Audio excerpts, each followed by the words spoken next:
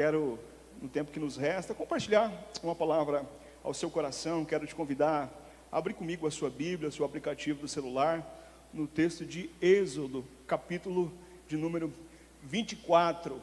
Uma história, ela pode ser contada de várias formas, né? Às vezes nós ouvimos alguns conflitos de casais, de pessoas que estão enfrentando alguma tribulação, e a história tem pelo menos sempre os dois lados. E nós, por vezes, a depender do nosso envolvimento com a história, nós tendemos a acreditar em alguma das partes. E eu quero olhar para você, esse mesmo texto. Eu prometo ser muito objetivo, tá bom? Quero só um minutinho da sua atenção. O mesmo texto, sobre perspectivas bastante diferentes, sobre compromissos e alianças bastante distintas. Eu quero te convidar o livro de Êxodo, Gênesis, Êxodo, capítulo de número 24, e é importante a gente perceber como que a história nos prega algumas peças, né? Nós brasileiros temos uma tendência a ser surpreendido pela história, né? Por vezes nós achamos que os nossos heróis são heróis, eles viram um vilão no meio da história. Por vezes o vilão vira um herói. Ser brasileiro é ser atropelado muitas vezes pela história. E eu quero olhar essa história com você nessa manhã, de ângulos diferentes. Eu tenho um convite para que a gente olhe a história sob a perspectiva do reino, do evangelho. Êxodo 24, nós vamos ler na Nova Almeida atualizada. Diz assim, essa versão: o povo havia atravessado o Mar Vermelho, Deus havia operado milagres, maravilhas, havia retirado o povo do cativeiro do Egito. E Deus disse a Moisés: subam para junto do Senhor, você, Arão, Nadab, Abiú e os 70 dos anciãos de Israel, e adorem de longe. Só Moisés se aproximará do Senhor. Os outros não se aproximarão, nem o povo subirá com ele. Moisés foi e transmitiu ao povo todas as palavras do Senhor e todos os estatutos. Então todo o povo respondeu a uma só voz e disse: tudo o que o Senhor falou, nós faremos. Moisés então escreveu todas as palavras do Senhor, e tendo levantado de manhã cedo, edificou um altar ao pé do monte, e ergueu ali 12 colunas, segundo as 12 tribos de Israel.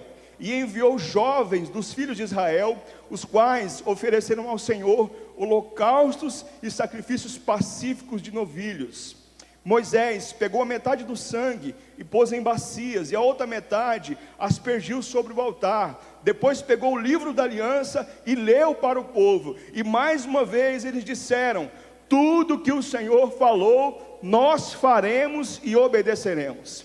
Então Moisés pegou aquele sangue e o aspergiu sobre o povo e disse: eis aqui o sangue da aliança que o Senhor fez com vocês, de acordo com todas essas palavras. Moisés, Arão, Nadab, Abiú e os 70 dos anciãos subiram o monte e viram Deus de Israel, cujos pés havia como uma pavimentação de pedra de safira, que se parecia com o céu na sua claridade. Deus não estendeu, Deus não matou aqueles escolhidos dos filhos de Israel, e eles viram Deus, comeram e beberam. Então o Senhor disse a Moisés: suba, Moisés, aqui para junto de mim no monte, e fique aqui. Eu darei a você as tábuas de pedra e a lei e os mandamentos que eu escrevi, para que você ensine o povo. Moisés se aprontou junto com Josué, o seu auxiliar, e subiu para o monte de Deus. E ele disse aos anciãos: esperem aqui, até que voltemos para junto de vocês. Eis que Arão e Ur ficam com vocês. Quem tiver alguma questão, deve se dirigir a eles. Tendo Moisés subido, uma nuvem cobriu o monte, e a glória do Senhor pousou sobre o monte Sinai, e a nuvem o cobriu durante 6 dias. No 7º dia, do meio da nuvem, o Senhor chamou Moisés. Aos olhos dos israelitas, e o aspecto da glória do Senhor era como que um fogo consumidor no alto daquele monte. E Moisés, entrando pelo meio da nuvem, subiu o monte, e ali permaneceu 40 dias e 40 noites. Eu quero ler rapidamente A mesma experiência, a mesma história, relatada pelo escritor de Hebreus, capítulo 9. Hebreus 9, a partir do verso 19, o escritor de Hebreus está relatando exatamente a mesma história, a partir de uma nova perspectiva, a partir de uma nova experiência. Diz assim, 19: porque havendo Moisés proclamado a todo o povo, todos os mandamentos, conforme a lei, pegou o sangue dos bezerros e dos bodes, com água, lá tingida de escarlate e isopo, e aspergiu não só o próprio livro, como também todo o povo, e dizendo: este é o sangue da aliança que Deus ordenou para vocês. Igualmente também aspergiu com sangue o tabernáculo e todos os utensílios sagrados. De fato, segundo a lei, quase todas as coisas são purificadas com sangue, e sem derramamento de sangue não há remissão. Era necessário, portanto, que as figuras das coisas que no céu foram purificadas com os tais sacrifícios, mas as próprias coisas celestiais requerem sacrifícios superiores àquele. Porque Cristo não entrou em santuário feito por mãos de homens, figura do verdadeiro santuário, porém no próprio céu, para comparecer agora por nós diante de Deus. Ele não entrou para oferecer a si mesmo muitas vezes, como o sumo sacerdote entra todos os anos no Santo dos Santos com sangue alheio. Se fosse assim, ele precisaria ter sofrido muitas vezes desde a fundação do mundo. Agora, porém, ao chegar o fim dos tempos, ele se manifestou, uma vez por todas, para aniquilar o pecado por meio do sacrifício de si mesmo.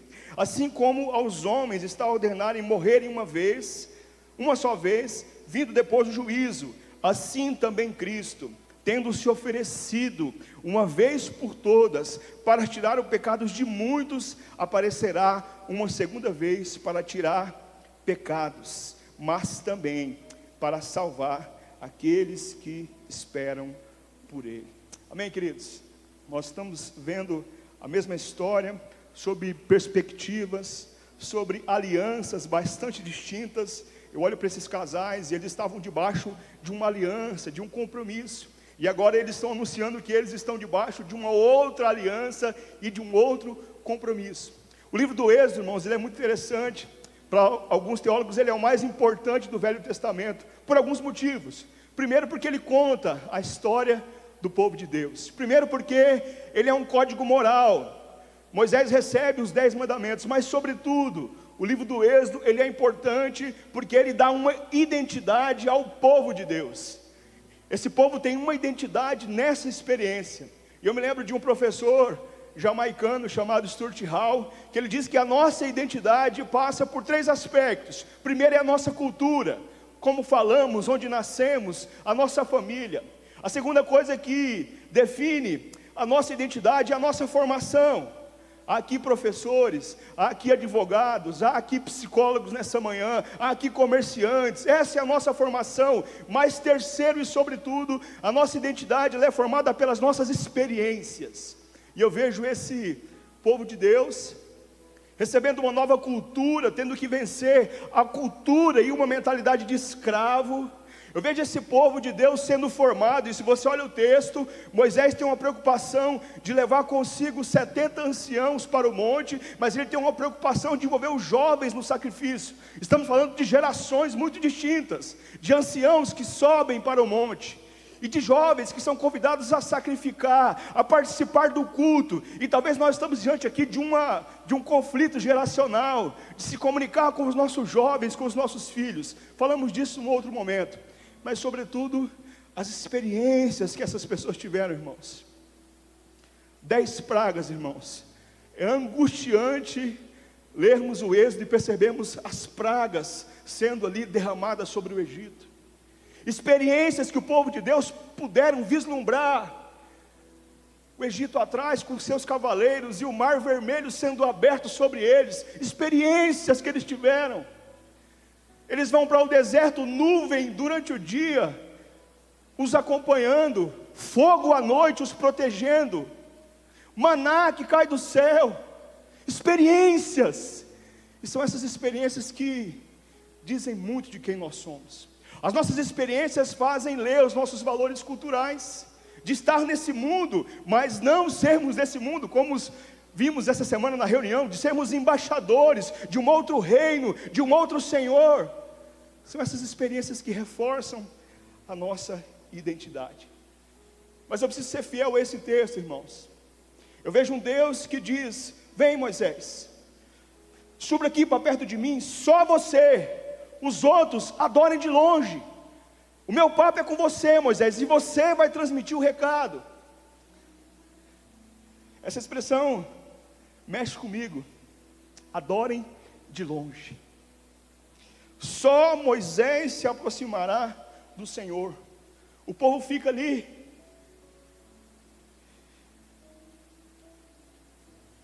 Nós podemos olhar para as tragédias que nos cercam, irmãos. Quase 30 mil pessoas morreram essa semana num terremoto. Imagens, irmãos, das mais chocantes, de crianças sobre os escombros, de vidas que permaneceram horas e horas ali, da irmãzinha que abraça o irmão e salva a vida dele. Mas nós estamos dizendo de quase 30 mil pessoas que morreram num terremoto. Nós podemos olhar para as tragédias do nosso país, o que aconteceu em Mariana. Nós podemos olhar para as tragédias que aconteceram em Santa Maria, com aqueles jovens naquela boate. Nós podemos olhar para essa tragédia que aconteceu em Campo Grande esses dias, de uma menininha de 2 anos, que foi violentada e morta, porque ele prometeu cuidado. Nós podemos olhar para essas tragédias e começar a perceber um Deus distante de nós. Mais do que um Deus distante, um Deus seletivo, que parece proteger algumas pessoas e não proteger outras.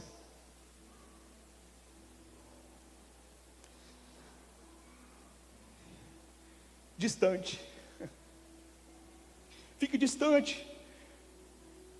Talvez essa expressão é o que melhor traduz aquilo que a lei pode fazer por nós, dizendo: não faça, se afaste, deixe de fazer.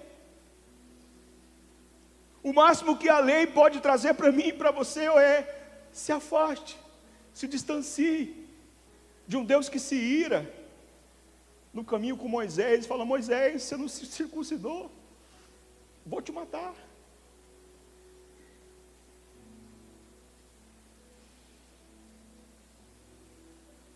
E essa distância, queridos, revela talvez a nossa miséria, mas também as nossas inclinações, as nossas fraquezas, mas sobretudo, a nossa inclinação que nós temos a pecar, irmãos,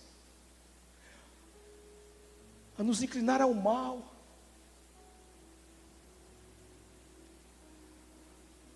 Essa lei que estabelece limites: não matarás, não roubarás, não cobiçarás, não darás falso testemunho, deveria servir para a nossa reflexão, para que conheçamos essa nossa natureza inclinada ao mal.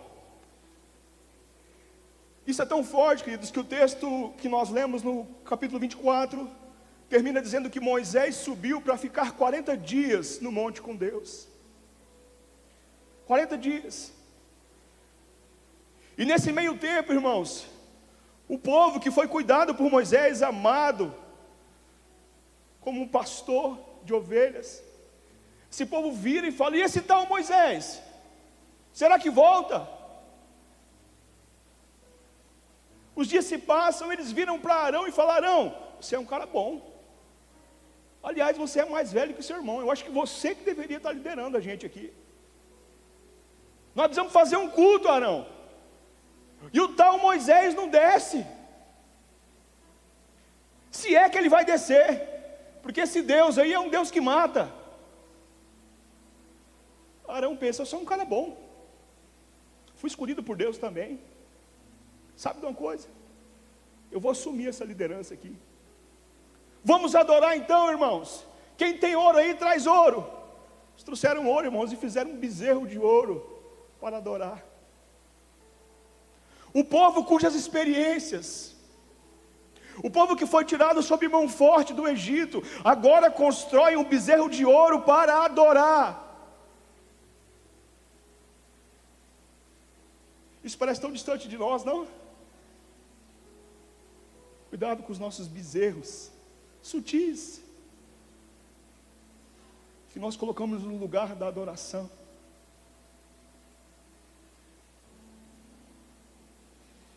Deus olha para aquele povo, irmãos, fala: Moisés, larga a mão.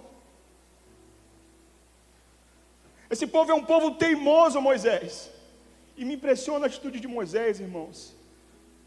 Moisés fala: Senhor, tem misericórdia desse povo. O Senhor nos tirou daquele lugar. Lembre-se da aliança de Abraão, Isaque e de Jacó, Deus. E o texto diz que Deus se arrependeu, irmãos, de destruir o povo. E Deus diz: vai lá, Moisés, então, com esse seu povo. E quando Moisés chega, irmãos, percebe as pessoas adorando em torno de um bezerro de ouro. Ele havia recebido as tábuas da lei, irmãos. Sabe o que Moisés faz? O texto diz que o próprio Deus havia escrito naquelas tábuas, irmãos. Moisés pega aquelas tábuas e joga no chão. Aquelas tábuas se quebram.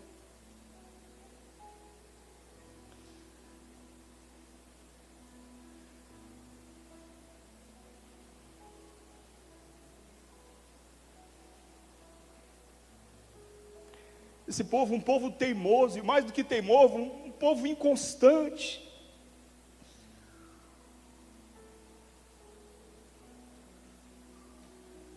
Durou 3 dias, irmãos, da libertação do Egito, de Miriam cantando com tamborins, fazendo festa. 3 dias se passaram, e eles estavam murmurando e reclamando, porque queriam voltar para o Egito, para o lugar da escravidão. 3 dias. Talvez por isso seja importante que na quarta ou na quinta, você se reúna com o seu pequeno grupo, para você lembrar qual é a sua identidade. Talvez por isso seja tão importante uma reunião durante a semana, onde você recarrega as suas forças, onde você é ministrado, onde você ora com seus irmãos, onde você ora pelos seus irmãos, onde você estende a sua mão, onde a mão é estendida para você. Talvez porque a nossa fé dure esses 3 dias, porque nós somos teimosos, irmãos.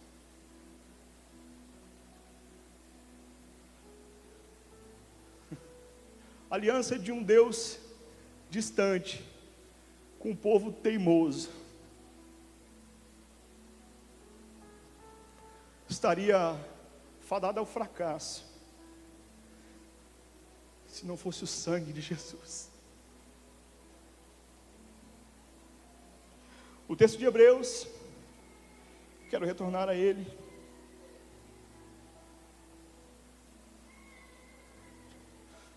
E nós teríamos que pegar o capítulo 8 e perceber que Jesus é o mediador dessa nova aliança. Nós poderíamos ler que as nossas iniquidades foram perdoadas, que Ele não se lembra mais dos nossos pecados. Nós poderíamos trabalhar Hebreus todo aqui para perceber que nós estamos debaixo de uma nova aliança, de um novo cuidado, que não se trata mais do sangue de animais no Santo dos Santos, que não se trata mais de pessoas específicas que intercedem por nós, que podem fazer por nós, mas é que é o próprio Jesus morrendo, derramando o seu sangue para que nós estivéssemos debaixo de uma nova aliança, de um novo cuidado, para que nós pudéssemos desfrutar dessa bondade.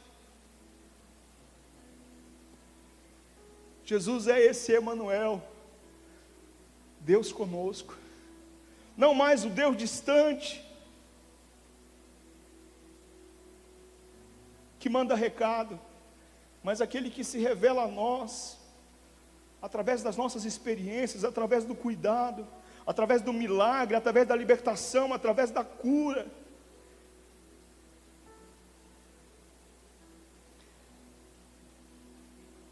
Jesus é esse reconciliador entre nós e Deus. Jesus é esse construtor da ponte que estava quebrada pelo nosso pecado, pela nossa rebeldia, pela nossa teimosia. A música que cantamos aqui é o filho pródigo que escreveu, irmãos. Eu quero voltar, porque Ele está me esperando, porque eu terei um abraço, porque eu terei roupas limpas, porque eu terei um anel no meu dedo. E o filho que sai da casa dizendo: dá-me o que é meu, volta dizendo para o papai: trata-me, trata-me. A ponte foi restabelecida através do sangue de Jesus. É só através do sangue de Jesus que nós podemos nos aproximar, senão é somente distância. A lei é somente distância. Se distancie de tudo, evite, faça isso. Esse é o peso da lei. Irmãos, nós não suportamos o peso da lei. Ninguém suporta viver sobre o jugo da lei, porque é insuportável. A nossa natureza geme.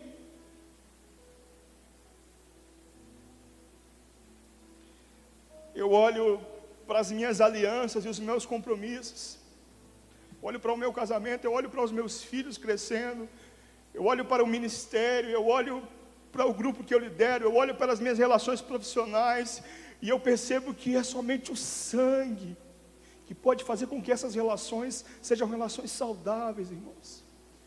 Porque senão essa cultura nos engole a nossa identidade. Eu poderia citar muitos exemplos de experiências, irmãos, em que a nossa identidade é questionada.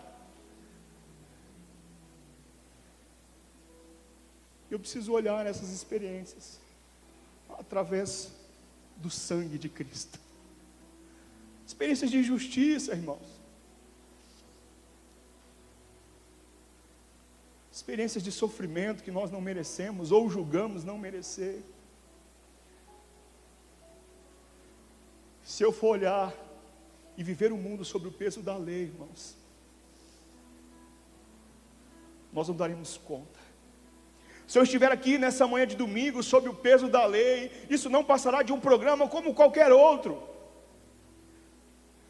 Se eu não perceber que é o sangue, se eu não me valer desse sangue, sabe, querido, para os nossos erros nós temos boas desculpas.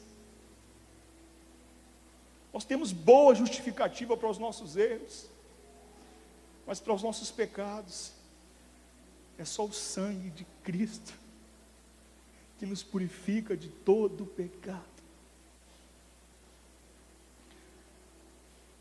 O que é problema, erro, a gente resolve, a gente volta atrás. O que é pecado, querido, é só o sangue do Cordeiro vertido na cruz do Calvário, por mim e por você, por amor, dizendo de uma nova aliança, de um novo cuidado, de uma bondade que se manifesta em Jesus na sua vida, todos os dias, em todos os seus relacionamentos.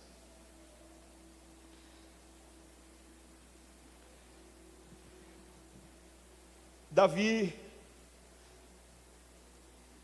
um homem de Deus, antes de ser de Deus era homem, como qualquer um de nós, com as suas quedas, com seus desvios, faz uma pergunta no Salmo de número 24: quem subirá ao Monte Santo do Senhor? Aqui, irmãos, é Moisés e um grupo muito seleto. Ele responde: aqueles que têm mãos limpas e coração puro. Onde nós podemos lavar a nossa mão e purificar o nosso coração, a não ser no sangue de Jesus. Eu queria orar com você, por você, mas por mim também, nessa manhã. Eu queria que fizéssemos uma oração de confissão, reconhecendo que não há um caminho alternativo, a não ser o sangue. E talvez a sua experiência nessa manhã seja uma experiência de um Deus distante. Nós recebemos mensagem quase todos os dias, pedindo oração. Isso é muito gostoso, irmãos. Mas você tem livre acesso a Deus através do sangue. Você não precisa de um Moisés. Você precisa sim de pessoas que te auxiliem na sua caminhada. Mas você pode se valer do sangue que perdoa pecados, que muda a história, que liberta. Porque nós estamos debaixo de uma nova aliança. olhar para essa cruz, nós celebramos que Ele ressuscitou, mas nós celebramos também que Ele verteu o seu sangue, que Ele se fez maldito por nós. É como ter o remédio na mão, irmãos. Eu tenho gastrite, eu tomo omeprazol quase que no café da manhã, mas o omeprazol na minha mão não faz a mínima diferença se eu não tomar. O sangue foi derramado por você, para que você tivesse vida no seu casamento, para que o coração do seu filho se converta ao seu, para que o seu coração se converta ao coração do seu filho, para que você deite essa noite e tenha paz, para que você não sofra, que você não se preocupe com o amanhã. Vinde a mim, é o convite, descansados, sobrecarregados, e eu vos aliviarei. Pelo sangue, pelo meu sacrifício, não de bezerros, de bodes, não, pelo meu sacrifício por você. Eu queria que você fechasse os seus olhos. Eu nem sabia que nós iríamos cantar essa canção no final. Deus selou. O Senhor nos convida, não subir o monte, mas construir um altar em nosso coração. Um altar de adoração, um lugar onde nós podemos acessar a esse Jesus, que é Emmanuel, Deus conosco. Não é um Deus distante, não é um Deus indiferente ao seu sofrimento, à sua necessidade. Se vale desse sangue para ter vida, paz. São boas novas, são boas novas para a sua vida. Feche seus olhos. Eu queria que você colocasse a mão no seu coração.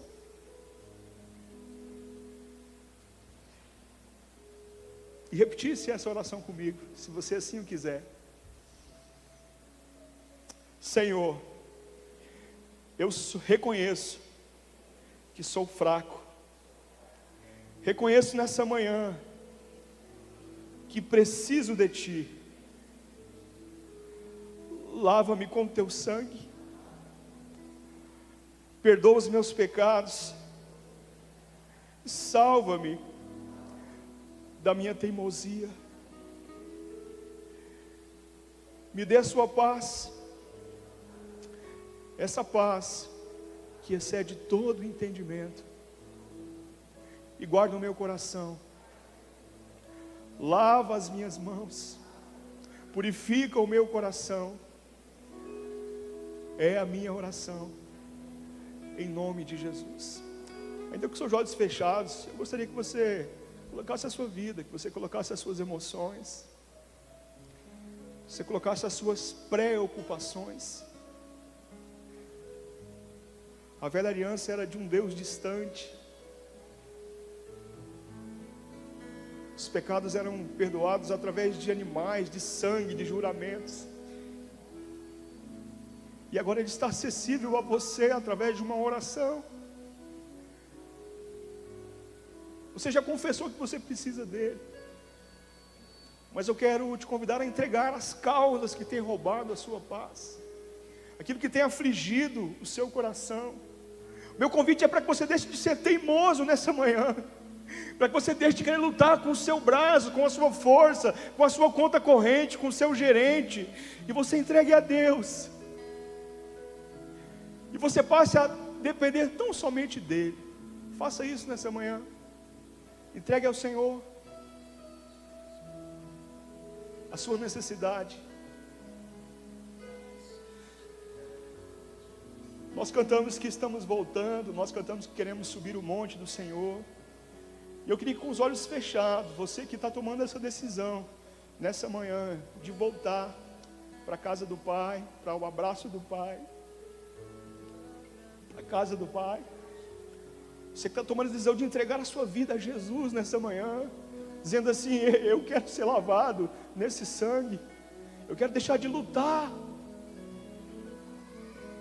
Que você levantasse uma das suas mãos. Eu não vou te chamar aqui na frente. Eu queria que você fizesse isso como um gesto de fé, dizendo, Pai, eu entrego a minha vida.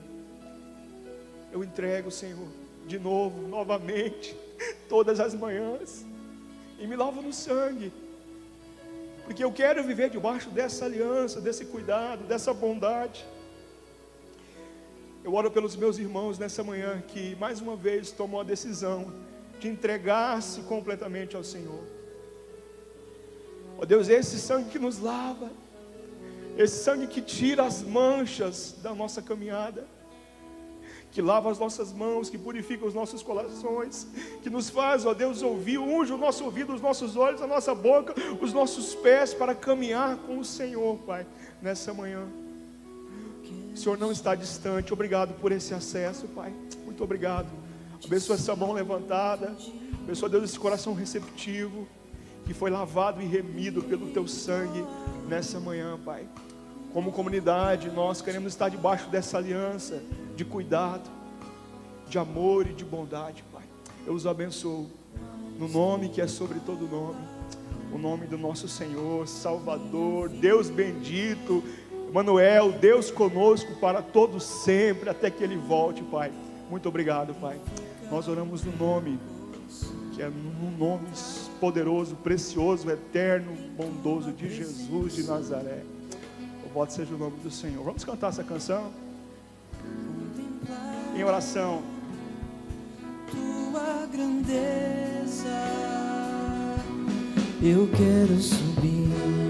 Diga isso nessa manhã. Ao monte santo de Sião e entoar No domingo, na quarta, no sábado. Cântico ao meu Deus, mais que palavras, minha vida quero te entregar. Purifica o meu coração para entrar em tua presença, contemplar tua grandeza. Eu te adoro, Senhor, em espírito e em verdade. Me prostro aos teus pés na beleza da santidade, e eu te dou meu louvor, que seja um cheiro suave e um som agradável a ti, pois digno